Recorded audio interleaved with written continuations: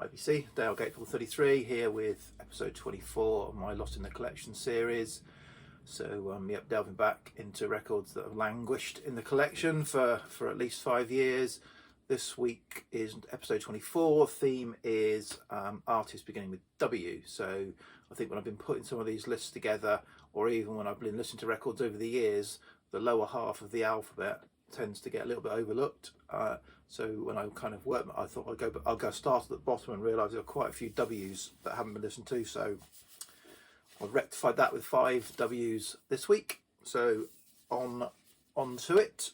First up is, and I'm showing them in the order that I listened to them this week. So first up is this soundtrack album to the film One from the Heart, a film I haven't seen, but from what I've read about it, I'm not missing out in having not seen it.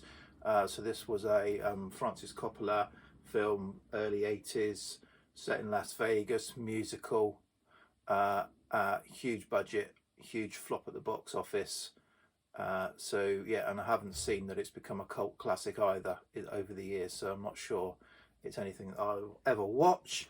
How did I come to this album? So I actively sought this album in the early years, so I got back into vinyl about 10 years ago, having kind of been in the CD age for 20 odd years, and this was one of the early albums I sought out, having previously just sought out Rain Dogs. So I went from Rain Dogs to this, so that as a second step, or next step, and probably this was a misstep, if I'm honest, in terms of the Tom Waits catalogue. So it's a mix of solo songs by either Tom or Crystal, or some instrumentals. I think all of the heavy lifting in terms of songwriting and arranging was done by Tom Waits, and Crystal Gale provided some of the vocals. That's my understanding. It's okay, as what I'd say. There's nothing that really stands out. I made a few little notes, but of songs that might have stood out a bit. So the opening track, which is a piano intro, and where are we? Little Boy Blue, Tom Waits vocal. Nothing stand out. It's okay. It's going to stay in the collection as part of the Tom Waits collection, but if I'm honest, I probably wouldn't reach for this over the other 15 or 16 Tom Waits albums I've got. I may come to this next in my Lost in the Collection 10 years or 5 years plus 5 years series. So that is that. Next up was a so this is going to be tricky, I'll say. So this is a mammoth album. This is a hugely well respected, revered, loved album, and I listened to this early in the week, and then I've just watched a certain VC staple do his soul vinyl tag and say this is his all-time favorite soul album. So oops. So, but it's not oops, no. This is Stevie Wonder, and Songs in the Key of Life, a double album. But when a double album wasn't enough, so those of you who watch my videos know I've got some kind of problem that I need to get over with double albums. But it also has a 7-inch EP at 33 RPM on top of the double album. So this is almost a 2-hour experience, but it is an experience.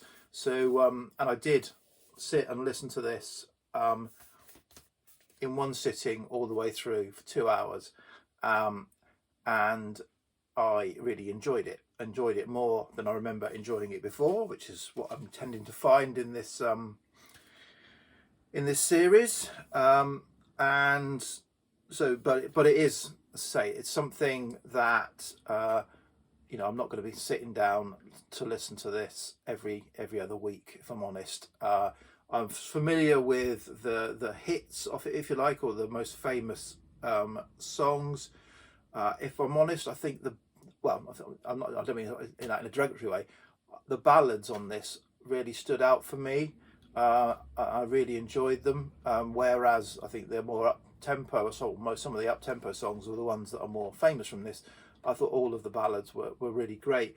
And what did I get from this time listening to it is a song that passed me by a little bit the last time I listened to it. I do have this digitally, so I have listened to songs from this feature on playlists, so it's not like I've not, but it is the hits. So the song "Knocks Me Off My Feet" is now my new favourite track on this album. And having previously listened to it, it passed me by that last time, but this time it was like, wow. So yeah, this is an experience, I would say. But for me, I don't love it. So it's gone up in my estimation, but I don't love it enough that I'm going to be experiencing it frequently, hopefully more than every 5 years. Okay, so hopefully that did it a bit of justice, John. Next up is a Robert Wyatt twofer. So this was how I acquired Robert Wyatt's Rock Bottom on vinyl, by buying a twofer, which was a lot cheaper than trying to buy the actual album, which is quite pricey. However, I have subsequently bought the album, got it for a really good price at Record Fair a few years ago. So so this is about this one, because I played this and only this week. So this is Ruth is Stranger to Richard, the follow-up to this. So this came out in 74, this came out in 75. To me, this is not as strong as this. So this is quite to me, this is another experience. I have to experience this album, and sometimes when I experience it, I don't get it. Sometimes I get it a bit more and enjoy it a bit more. But this is an album that I still is high in my estimation, but I recognise an album that I need to often work at or be in the mood for. This is, I think, slightly inferior to it, carries on the mood but not quite as jazzy, avant-garde perhaps, and for me, say, not as strong. And probably of the records I have, so I like then sort of later periods. So this is 75. Later, sort of late 90s, 2000s, he did a great run of albums. Sleep, Comic Opera, Cuckoo Land, and I really love those. Really kind of quirky. I love his voice. I love the kind of style of those albums. This one, as I say, it was good, but it's not at the top of his catalogue. What did I say about it? So yeah, so it's jazzy kind of alternative album, slightly on, say, a notch down from the other one, A2, A3B2. So I liked I can't remember, sorry. I'm not gonna, yeah, so sorry, the track listings, it's now called Ruth's Side, Richard's Side, and I've written down I liked A3 and B2, whatever they are, but I now can't work out because of the way the twofer is arranged, and because he's called it Ruth's Side and Richard's Side, I can't work out which one's which. I just could have got the record out. Sorry, I wasted a few seconds there going through that. So number 4 this week was a W. I've got lots of these, so I've got several of the albums by this artist, and all of them need revisiting, which is strange, because I do quite like them. So yeah, so I thought I'd start at the beginning. So this is the debut album, Wishbone Ash by Wishbone Ash. So this is from 1970. So Wishbone Ash, in my mind, famous for inventing the twin lead guitar sound that others like Thin Lizzy then took forward a few years later, but they started it, and it really works. This is a real, this is 1970, so it's a period that I like in music in the UK, when you're going from sort of psych into rock and prog, and this transition period around sort of the turn of the turn of the decade into the sort of 1971, 1972 a push, and then you kind of get into, you're into then prog, glam, and all of that's kind of taken hold. But there's that period where sort of a baroque and a bluesy rock sound existed, and this is in the bluesy rock sound, I would say. Certainly the first side, it opens, it's quite a lot of sort of like boogie blues rock for the opening tracks, but then I think the last track on side one, the third track on side one, Errors of My Ways, really stands out, and then side two is two really long sort of jams, which, you know, kind of sort of come in and out of rock with it, or instrumental, or blues. It kind of, you know, those songs kind of drift in and out of those styles as they go through. So yeah, two songs, 11-minute 30 song and a 10-minute 23 song, both really good. So yeah, so a good introduction to Wishbone Ash in their debut. I would say their next two albums are their strongest. So Argus and Pilgrimage, I think, are my two favourite Wishbone Ash albums, and this is probably my third favourite Wishbone Ash album, but good to revisit.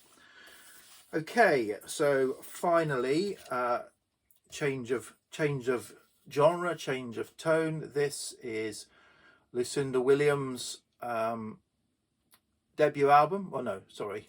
This is Lucinda Williams' third album, I think, from 1988. It came out in the US, 1989 in the UK. This is a UK release, original release on Rough Trade Records from 89. And yeah, this is really great to go back to. So I've got quite a lot of Lucinda Williams albums from Car Wheels on a Gravel Drive, which is 10 years after this, 1998 forward, and have her voice, 10 years after this, her voice has aged, matured, shall we say, and has developed that kind of gravelly and, you know, lived in sound that is great, different to this, but great. And then that has kind of matured more and more and more until recently. I struggle a bit with her last album. I like the songs, but I struggled with the voice. I have probably bought everything up until her last album I've got in some form or another. This, though, is very different. Her voice is really, if you like, sweet and powerful. And she does, two of the songs she does on here, the opening songs on each side, I Just Want to See You So Bad and Passionate Kisses, which I think both were released as singles. You know, these could be classic era Bruce Springsteen rock songs, pop rock songs. I wouldn't be out of place. I'm not a massive Bruce Springsteen fan, and this has been written about, so I'm probably, that's probably a cliche what I've just said, but that certainly instantly came to me when I went back to this, and then I kind of did a bit of digging and realised I'm not the first person to say that. So, but it's, the rest of it is sort of, feel like, classic alt country Americana. But there is one song, Like a Rose, a real stripped back ballad, which is absolutely beautiful, folky song. So I think, you know, I really enjoyed those two songs that were singles, but Like a Rose was also a beautiful song. So yeah, really good to hear Lucinda Williams in her earlier part of her career. To say, I tend to hear her a lot more in her later career. And what a fantastic voice she had, and some great songs on this album. Okay, so that's 5. Next week is 25, number 25 of this series, so that's a 5. So that'll be a random number generated list. So we'll see what that throws up for me. So yep, cheers VC, and see you next week. Cheers, bye.